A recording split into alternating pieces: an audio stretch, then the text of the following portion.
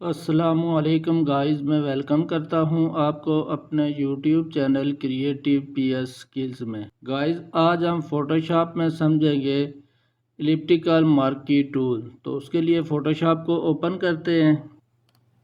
Guys, rectangular marquee tool के ऊपर click करके रखें या राइट क्लिक करें तो रेक्टेंगुलर मार्की टूल से नीचे ये एलिप्टिकल मार्की टूल है। इसकी शॉर्ट कमांड एम है। अगर कीबोर्ड से एम प्रेस करेंगे तो रेक्टेंगुलर मार्की टूल ओपन होगा। यहाँ पे टूल्स में से कुछ टूल्स हैं जिनके साथ छोटा सा ये एरो की नज़र आता है। अगर इस टूल के ऊपर क्लिक करके रखें या राइट क्लिक करें, उस टूल से रिलेटेड टूल नज़र आते हैं और बाय डिफ़ॉल्ट इन टूल्स में से पहला टूल सिलेक्टेड होता है। जिस तरह यहाँ पे रेक्टेंगुलर मार्की टूल में रेक्टेंगुलर मार्की टूल सिलेक्टेड है और elliptical marquee tool, single row marquee tool और सिंगल कॉलम मार्की टूल यहाँ पे शो नहीं होते। जब रेक्टेंगुलर मार्की टूल के ऊपर क्लिक करके रखते हैं तो तब ये शो होते हैं। अगर मैं एलिप्टिकल मार्की टूल के ऊपर क्लिक करता हूँ तो यहाँ पे एलिप्टिकल मार्की टूल शो होने लगता है।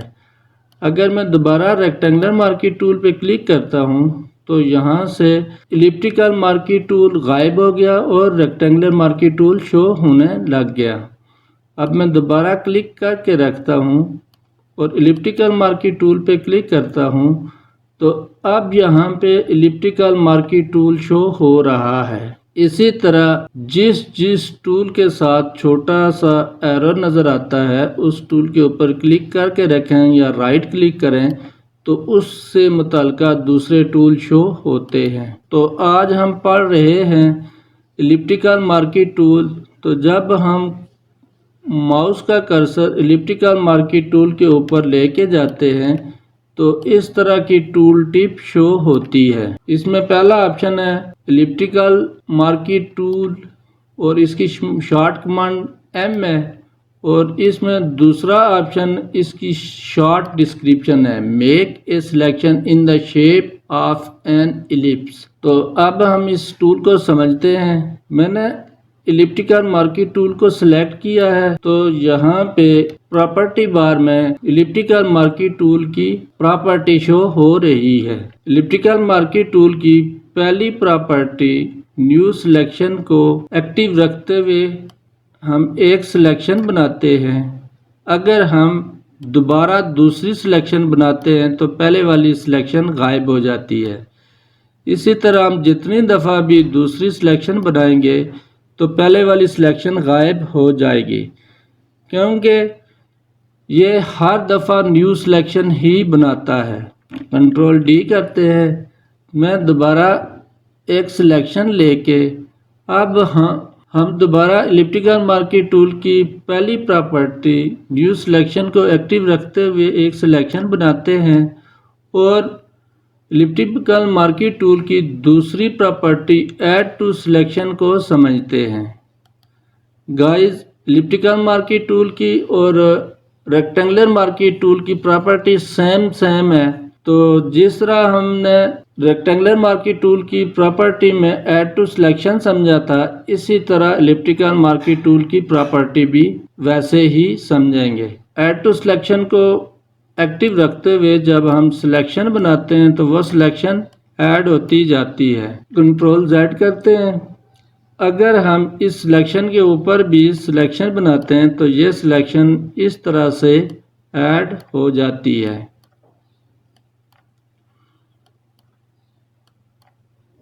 कंट्रोल D करते हैं।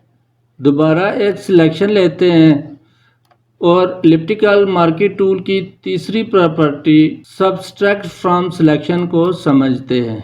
तो सब्सट्रैक्ट फ्रॉम सिलेक्शन की प्रॉपर्टी को एक्टिव रखते हुए जब हम इस प्रॉपर्टी में सिलेक्शन बनाएंगे तो ये सिलेक्शन इसमें से माइनस करेगी, यानी ये प्रॉपर्टी सिलेक्शन में से सिलेक्शन को सब्सट्रैक्ट करती है। कंट्रोल D करते हैं तो दोबारा एक सिलेक्शन लेते हैं। एलिप्टिकल मार्की टूल की चौथी property intersect with selection. Intersect with selection guys, हमने ये सिलेक्शन बनाई, उसके बाद हमने समझा कि ये सिलेक्शन हमने बहुत बड़ी बना ली है, हमें इतने से एरिया की सिलेक्शन लेनी थी। तो सब्सट्रैक्ट फ्रॉम सिलेक्शन की प्रॉपर्टी को एक्टिव रखते हुए जब हम इस तरह सेलेक्ट करेंगे तो इतना एरिया सिलेक्ट रहेगा और बकाया सिलेक्शन गायब हो जाएगी। इसी तरह हम समझते हैं कि यहाँ से इतना एरिया हमें सिलेक्शन में चाहिए था, तो दोबारा हम सब्सट्रैक्ट इंटरसेक्ट विद सिलेक्शन को एक्टिव रखते हुए जब हम सिलेक्शन बनाएंगे तो इतना एरिया सिलेक्शन का बच जाएगा और बकाया सिलेक्शन ख़त्म हो जाएगी। गाइस, इससे ये 4 प्रॉपर्टी से आगे जो ऑप्शन है वो है फीडर। तो फीडर के लिए हम अलग से क्लास बनाएंगे। एंटी एलियास है, एंटी एलियास के लिए भी हम अलग से क्लास बनाएंगे। उसके बाद स्टाइल है, स्टाइल में अभी नॉर्मल है, नॉर्मल रख के हम जब कोई सिलेक्शन लेते हैं तो इस तरह सिलेक्शन बन जाती है। स्टाइल में दूसरा ऑप्शन है फिक्स रेशियो। जब हम फिक्स रेशियो को एक्टिव करते हैं तो यहाँ पे इसकी विड्थ और हाइट 2 ऑप्शन शो होते हैं। यानी अब हम अगर इसकी विड्थ 20 करते हैं और हाइट इसकी 30 करते हैं तो उसके बाद जब हम सिलेक्शन बनाते हैं तो ये 20/30 की रेशियो से सिलेक्शन बनेगी। गाइस, स्टाइल में तीसरा ऑप्शन है फिक्स रेशियो। फिक्स रेशियो में जब हम इसकी विड्थ और हाइट फिक्स करते हैं उसके बाद कोई सिलेक्शन बनाते हैं तो एक ही क्लिक में वो सिलेक्शन बन जाती है।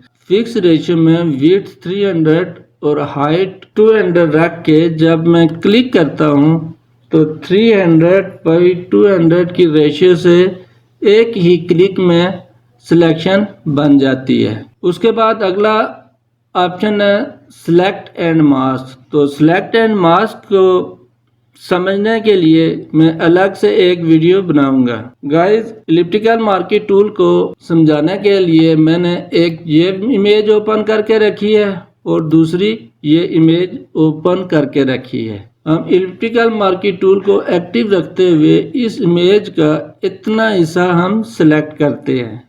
सिलेक्ट करने के बाद मूव टूल को एक्टिव करते हैं और इसको ड्रैग करके कप वाली इमेज तक लेके आते हैं। कंट्रोल T करते हैं और इसको ट्रांसफॉर्म करके